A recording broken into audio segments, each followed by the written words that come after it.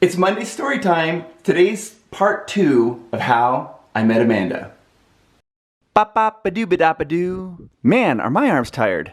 Woo! Chris Provost.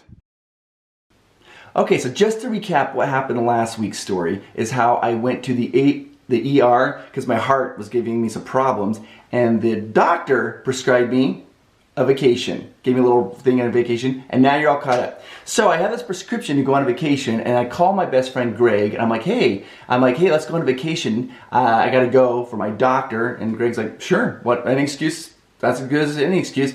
So I'm looking around, I find this really cheap cruise out of California. And I go in, I book it, and we're ready to go. And Greg and I fly to California, we're getting on this cruise, 2 guys having a lot of fun, boo-boo, woo-woo! And we get on the cruise ship, and the first thing we decide to do is go to orientation. And orientation, if you've never been on a cruise ship, is they have this big, huge stage, right? And all these rows, and every night they do some kind of show there, put on a show. And so they have like the cruise ship directors up front, and he's gonna give us all the information on what we can and cannot expect about the cruise. We're just kind of waiting, Greg and I are waiting, and I look over, and in walks Amanda. And literally, like, it was like, I felt something, I saw her, it was just like, I don't know, I saw her, I was like, oh my gosh. And at that point, now there's Greg and I and only Amanda, she was by herself. So there's a weird dynamic, right? 2 guys, 1 girl.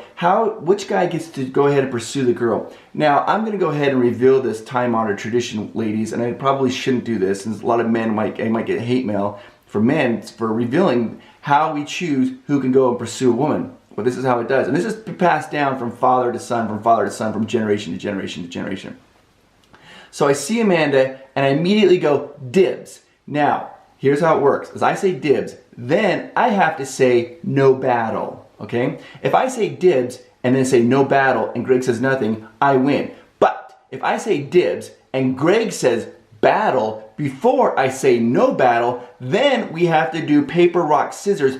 Best 2 out of 3, the winner then wins and gets to go after the girl. So I see Amanda, I'm like, dibs, no battle. And Greg didn't say anything. Wasn't too surprised because Greg prefers blondes. He prefers blonde girls. So I see Amanda, I'm in the clear, I got it approved from Greg, and we do this whole orientation. And the guy's up the front, he's like, so how many people here are celebrating their anniversaries? And people are like, yay! How many are celebrating birthdays? Yay! It's like, how many here just recently got divorced? And just then, Amanda's hand literally goes up, and then it comes down like she's like embarrassed. I see that, and I'm like, oh my gosh, she's one of my people. I totally understand what you've gone through. Yeah. I'm like so excited. I'm like, she's divorced. This is the best thing ever. And so the second the orientation ends, I literally climb over the benches to get to her. And all my brain is telling me, like, get to the girl, get to the girl. So I get to the girl, and right when I get to her face to face, my brain, it's like, it's gone. I can't think of anything to say. So all I say to her, I'm looking right at her, I just go, so you're divorced. That's cool. That's literally what I said to her. And she looks at me like, yeah, okay. And then I'm like, say something, save it. And I'm like, oh, I go, how about tonight you go dancing. I'm going dancing with Greg. And I point to Greg who's sitting back there watching. He kind of gives a little nod. And she sees Greg. And let me do a little backstory here. She sees Greg, and Greg had long hair at that time. And she's looking at me, and I guess the way I said I'm going dancing with Greg tonight, you should come with us. She thinks Greg and I are a gay couple.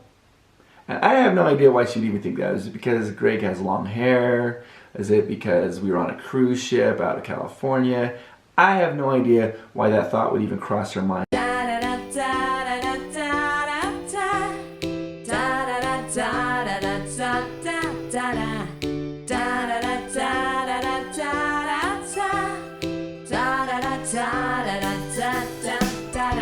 You know, whatever. And so she's thinking, well, yeah, that'd be pretty safe. Okay, I guess I could go, and they're not going to try and hit on me. And she just wanted to be in this cruise ship just to relax, right? So she's like, sure, yeah, I'll come dancing tonight. I'm like, sweet. So we go that night. I go get all dressed. I go to the club to go dancing, waiting for her. She does not show up. She stands us up, doesn't show up. I'm like, that sucks.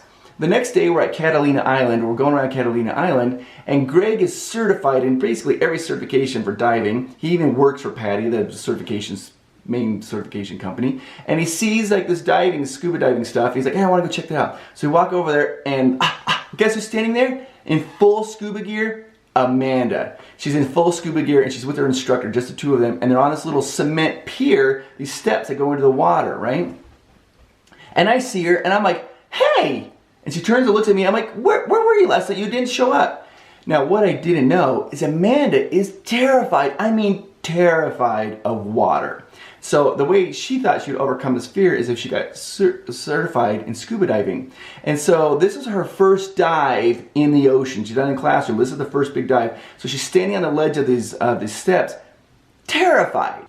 So I'm trying to talk to her. She's hyperventilating basically. And I'm like, hey, you didn't show up last night. And she looks at me, she's like, I'm sorry. And I'm like, where were you? And she just says, I took a Dramamine, I was tired. And I'm like, what? That's lame. And she's like, I'm sorry. And she turns back to the instructor and I start talking.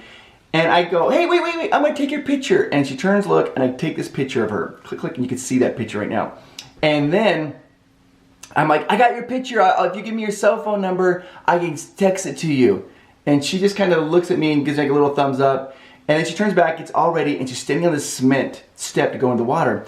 Now what you have to do when you're scuba diving is when you're going into the water, you take a long step, right? And you're almost like falling into bed face first. Just kind of fall in the water. Well, Amanda was so scared that she's just standing there and she's frozen in fear. And Greg and I are watching her, the instructor is in the water, he's like, come on, you can do it, you can do it. And she's just standing there. It seemed like forever. And eventually she takes her step. Instead of taking that long step, she takes a little shuffle step and just goes in and just falls in the water. And her tank hits the back step and goes, gong! Then it flips her forward and she's in the water and we're watching her and the water is very clear at that point. We're watching her and she's literally like doggy paddling, like underwater as a scuba instructor, this kind of doggy paddling. And Greg's like, who's probably seen hundreds of people enter the water, is like, well, that was a very interesting water entrance. So that night we go dancing and I'm waiting to see, I'm like, is Amanda gonna show up? Is she not gonna show up? I don't know. And we're like dancing, have a good time, and also look over and she just comes walking in. Oh my gosh, there's Amanda. So I run over and I grab her and I bring her on the dance floor and we start dancing, having a really good time. Greg and I are dancing and Amanda's dancing. We're all having lots of fun. It's just really good. And we're talking and Greg tells her, he's like, hey, yeah, we go dancing every night and then we're gonna go get pizza afterwards. It's super fun. You should come with us. And she's like, I'd love to. We get done dancing and I don't know, I get so nervous. I just get done, I'm like, thanks for the good night. And I just turn and walk away. And Greg's like, oh, good night. And we walk away, and as we're walking, Greg's like, what's your deal? I'm like, I don't know, she makes me so nervous, I don't know what to do. So the next day, we see her again on the cruise ship, and we go dancing again. And now I think she's starting to get an idea, like, maybe this Chris guy isn't gay, because I was trying to, at that point, I'm trying to put a little move on her here and there, and we're kind of having some fun. And we get done dancing, have a great time, and I'm walking with her. We go walk on the balcony of the boat. It's very romantic, having a lot of fun talking, getting to know each other. And she's telling me the whole time, she's like, hey, I'm pretty recently divorced and I'm not ready to be in a relationship. I think you're a nice guy. I mean, things are moving pretty fast, but I was playing it cool. Like who wants to be in a relationship? And just like, whatever. And just had a great day with her. And I'm like, hey, well, it's been a great night. I'll walk you down to your cabin and we can say goodnight and everything. And her eyes get like this. I mean, huge, like, whoa. And she's like, whoa, whoa, whoa, whoa, whoa, whoa. And I was like, uh-oh.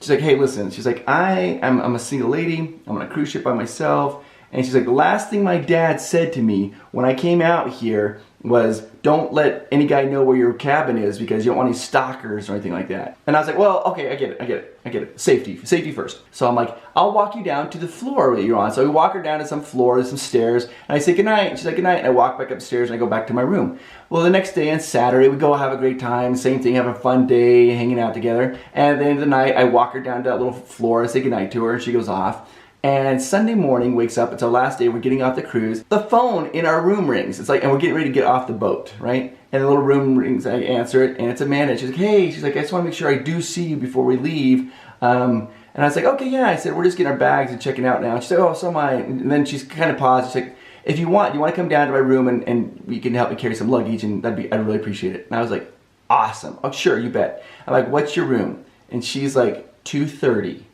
And I'm like, your room 230? I'm room 228. Amanda's room was literally right next to my room, like right next door, like if I would have tapped on the wall, it would going right into Amanda's room. And so this whole time she did this whole charade, like at night, I said, goodbye, Amanda. She'd walk down the stairs, and she later told me that she would like creep back up and she'd look down the hall to see if I was there, and she'd like quickly get to her room, get in, hoping that I didn't see her because she was like right next door. So I walk literally next door, help her get her bags, and got her phone number, obviously.